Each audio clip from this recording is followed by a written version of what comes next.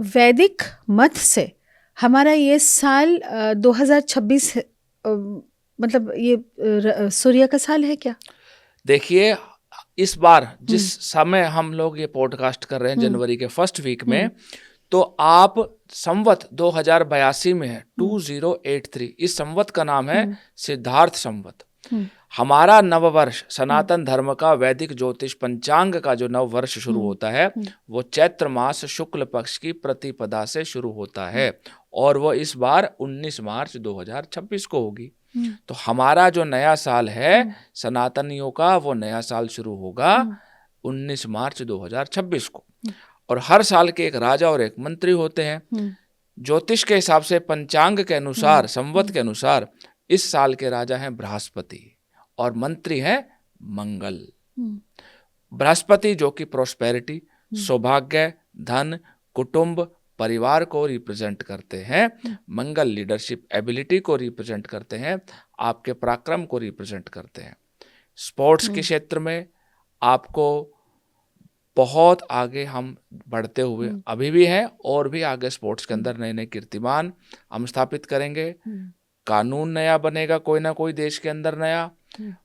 भारत और वेल्थी होगा और धन बढ़ेगा भारत के अंदर। जैसे आपने देख ही लिया, जो नई टेबल आई है ग्लोबल, उसमें हम लोग चौथे नंबर पर ऑफिशियली अपने आप को पहुंच गए हैं। अब हम अगले कुछ वर्षों के अंदर तीसरे नंबर पर होंगे। तो ये साल बहुत शुभ रहने वाला है। ये एक जनरल बात है, लेकिन हर व्यक्ति के जीवन पर ग्रहों का, उनकी जन्म कुंडली का अलग अलग प्रभाव पड़ता है।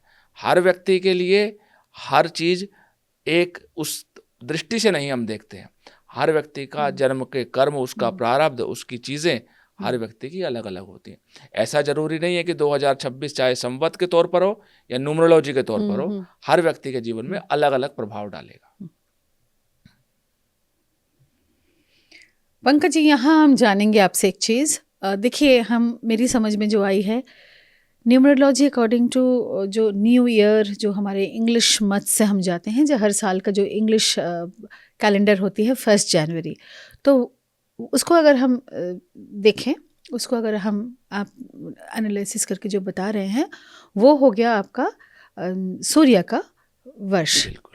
फिर जो चैत्र संक्रांति के बाद जो आती है, मकर संक्रांति के बाद जो आती है, चैत्र मास में जो हमारे नए साल लगते हैं, जो वैदिक पंचांग के अनुसार है जी, वो होगा आपका 19 मार्च से, और वो होगा बृहस्पति राजा एंड मंगल उनकी मंत्री। तो फिर ये जो हमारा जो न्यूमरोलॉजी के जो अपने बताया जो सन का है, तो मार्च के बाद क्या सन के ऊपर जो सन 1 नंबर वाले लोग हैं उनके इफेक्ट अलग हो जाएंगे क्या? जी नहीं। अच्छा। देखिए 2025 जैसे कि मंगल का वर्ष था न्यूमरोलॉजी के अकॉर्डिंगली, उसी प्रकार 2026 पूरे वर्ष न्यूमरोलॉजी का अपना सूर्य का साल रहने वाला है।